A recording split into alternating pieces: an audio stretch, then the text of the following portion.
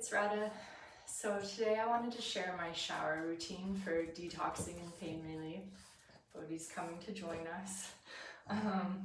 So I have 3 different parts of my shower routine. I don't always do every single one. I do what I can given the time I have.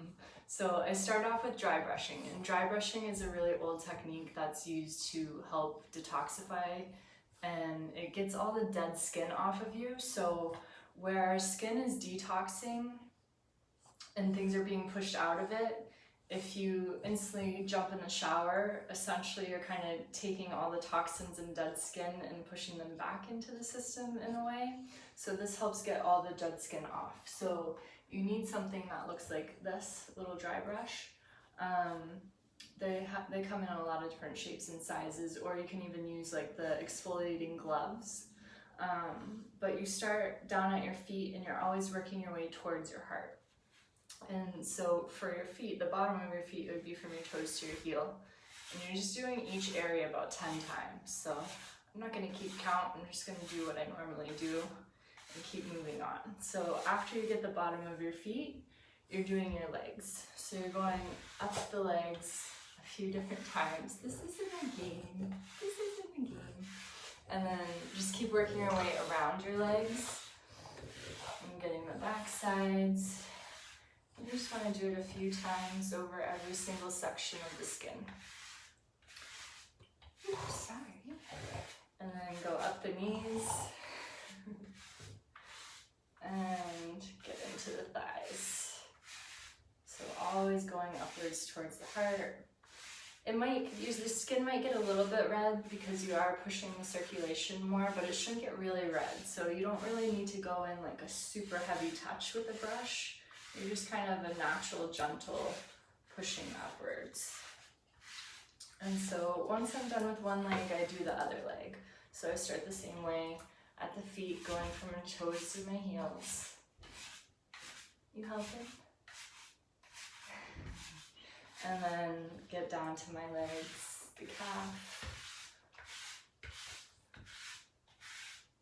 And just keep going a couple times. I'm doing this for real because I'm going to get in the shower afterwards, so I don't want to do this all over again. Then your knees. And start to get the thighs. I've also heard that dry brushing is good for reducing cellulite, but I have no idea if that's actually true. So, you know, if you have cellulite on your thighs, you might want to go to town here and see if you get any results. So once I've done the legs and feel good there, generally I would get into my hips a little bit, but I'm going to kind of skip that now because I don't want to take all my clothes off. And then you will want to get your butt. So the butt, you're still just like going up your butt, scraping up towards your heart, right? So you're going to switch over to the hands. So I do the tops of my arms together. So I just go up the top of the hand a few times, up the forearm, and just kind of turning so I make sure I'm getting all the angles. And then up the back, all the way to the shoulder. And so to get the other side of my arm, I just flip my hand this way. So I go up the palm, the forearm, and the bicep into the shoulders again. And then I'll just get into the armpits in kind of a circular movement, trying to brush away any deodorant, gunk, and then the other arm. So I got my Fitbit on, but we'll just pretend it's not there. So top of the hand, forearm. You think you're next? And the top of the arm, kind of rotating a little bit, getting all the angles, and then just flipping the arm over. Keep pushing towards your heart. So going up the hand, forearm again, and the bicep. Can see the dead skin coming off, so that's good. And up into the shoulders and the armpit again in a circular movement. Good. Then I switched to my back. So my back, I'm just reaching behind, and that's why I have one that has a long handle, so you can just kind of reach back there easily. So you just want to make sure you're still going upwards, going up towards the heart. And then I just switch hands and do the other side. I just use really long sweeps with this. You could just do like little short and get each area at a time, but I tend to like to get this done as quick as I can, so time doesn't become an excuse of not to do it. So that I could basically reach up to my bra line, and then I'm not really going past that easily. So then I would want to just switch it this way. So brushing and going up the back. And you can get kind of from the middle back to the tops of the shoulders. You can kind of see how far you can get with each arm, because based on your flexibility, you'll be able to reach different parts on each arm. And then once you're done with the back side, you can go down to your belly. So your belly, you want to get with digestion. So your digestion moves down to the left and it goes up the right side. So with your brushing, it's the same thing. You're going into a circle that goes down the left and up the right. And you can do that. Small circles, fast, quick, slow, just kind of find what feels good. And then for the breast and chest, you're still going towards your heart, so it would be kind of I go down towards the heart at the top of the chest. And then you can get the breast too. They need love, they're trapped under tight bras all day, so this helps get the blood flow and the lymphatic flow better. And then after that, you can do your neck. You would just go a little bit gentler, and so you're still going down towards your heart. And then for your face, you can do your face too. And again, I just go gentler, like it's just not quite as aggressive. Not that the other parts are aggressive, but you know what I mean. It's just like a really light touch on the face. And you can just do what feels good on your face. So still kind of end it going down towards your heart. So that's dry brushing. So that's part one. Part two is oiling. So in Ayurveda, it's called abhyanga, is a oil massage. So this is self-abhyanga, so a self-oil massage, which I think self-massage is better. I'm not a big, it's kind of funny, like I'm a massage practitioner, but I don't like massages myself, because I think I know like what feels best in my body, and I just want to tackle it in ways that resonate with me. So I like doing the self-oil massages. I'll take my watch off for this one. So I use the doTERRA, they're plain fractionated coconut oil. It doesn't have any scent to it really. No, it doesn't have like the coconutty scent. And then the frankincense oil. So frankincense is really good for your skin on a variety of different levels, but it's also an anti-inflammatory, and it helps boost the immune system. So for me, I find this oil is like highly beneficial, and I just put a few drops in my handful of coconut oil. So I just put a bunch of oil, and sometimes what I'll do is I have like little those wax warmers, and I put the oil in that, and just that way it's like warm when I'm putting it on my body. So we're gonna follow kind of the same trend of going from the feet to from the feet up towards the heart. So it's up to you if you oil the bottom of your feet. If you oil the bottom of your feet, you would want to wipe them off with a towel before you get in the shower. It could be really slippery. So, and wash the bottom of your feet first. I skip oiling the bottom of my feet. I don't have any dry skin issues or anything, so I just skip that part and start working the oil up my legs. And this is something you can spend as much or as little time with as you want. In the joints, I always kind of take a circular movement around the joint and then keep working my way up. So this is really just moisturizing the body.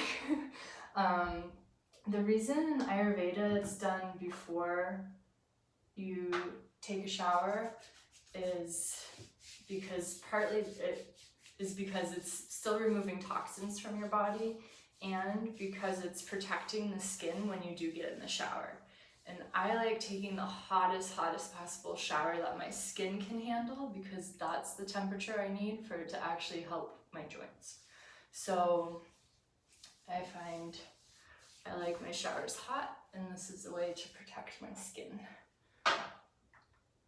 And I'll try to go quick for demonstration purposes. So getting up the legs. Once I'm done with the legs, I do kind of that same as the dry brushing. I start at my arms.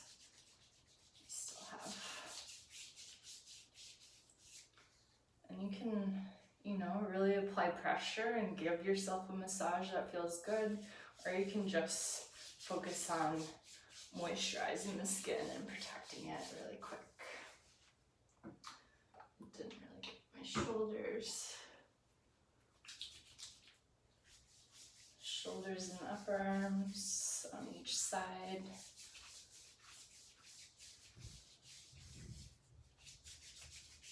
And then I start working the core, so I would go to my butt next. And I think like having the oil in a little dish already made up and in the heater, I think I tend to use a lot less oil than when I keep dumping it into my hand. So that's a way to kind of conserve your oils too.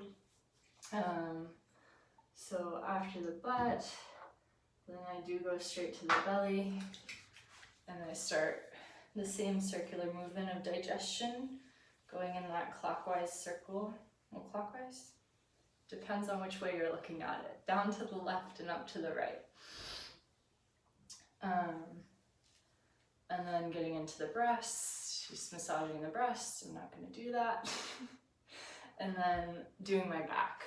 So once I'm on my back, I'm going to do the same kind of approach of working from the base of the spine up my back as far as my hands can reach. And then I'll do it from the tops of my shoulders down my back to try to get the rest that I couldn't reach from the under part.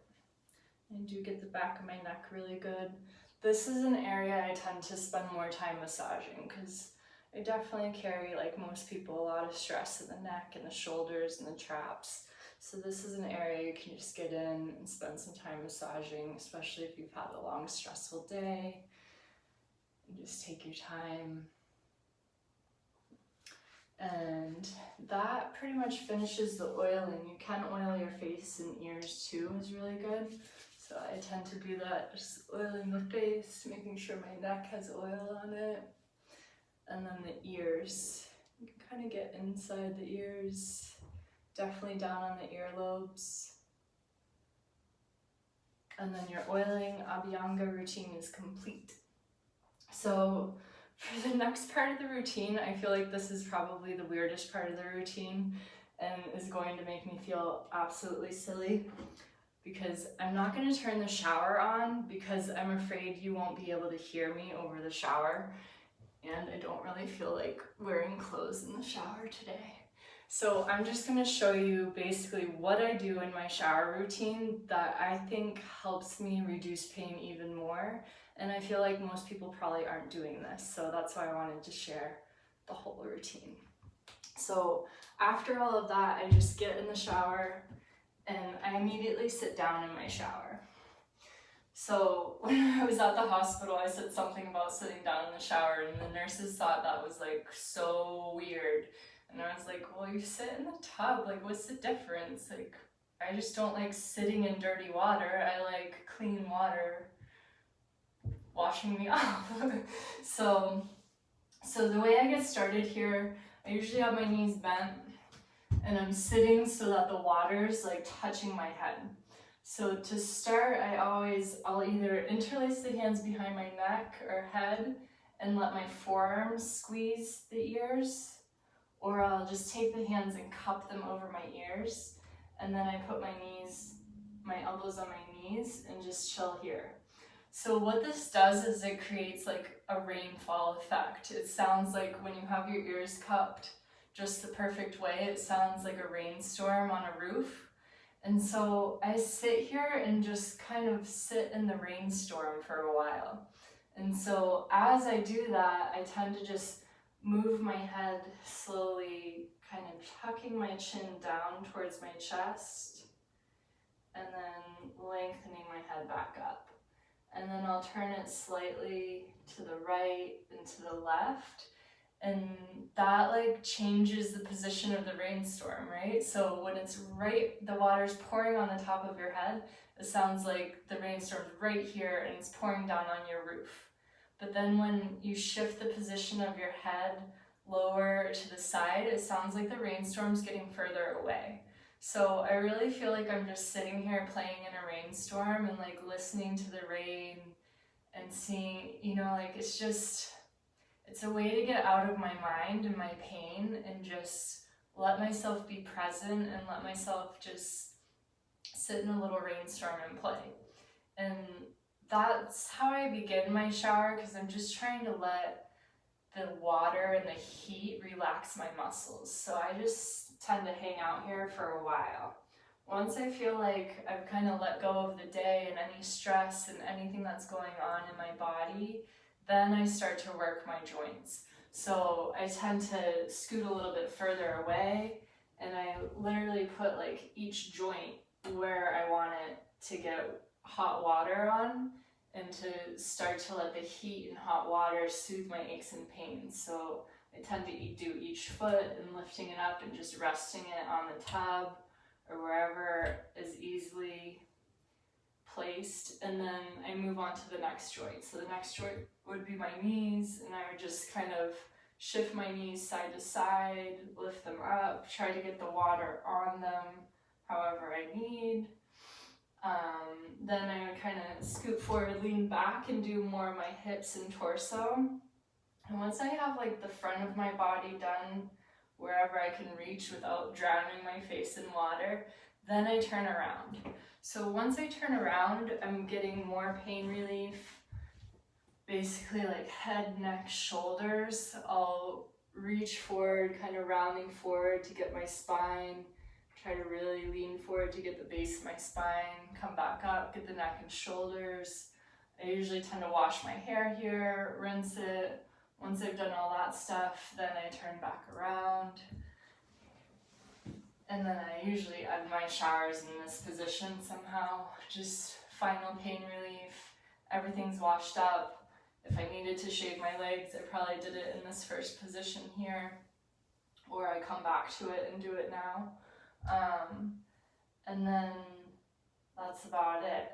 But I find like, I don't know, there's something magical for me about having that little rainstorm meditation at the beginning of my shower, that I find it just helps me let go of the day. And I don't know, there's a bit of a like childish playtime, yogi meditation time. It's a way that my showers have become magical. And I know a lot of people in the chronic illness world, like a shower is exhausting and draining. So part of the reason I sit down in the shower, one, is safety. I've fallen in the shower a couple times. I've had seizures in the shower before. So safety first. But secondly, the heat drains me. And when I'm sitting down like that, I have a better, it's like it doesn't zap my energy as quickly, and I have a better gauge on like, okay, the heat's starting to affect me, I need to get out. And when I've done that and I'm standing up in the shower, it's like I have a split second to get out, and then I'm drained completely and like can't even get up off the floor and end up sitting on this bath mat for an hour until I'm ready to like collect myself again.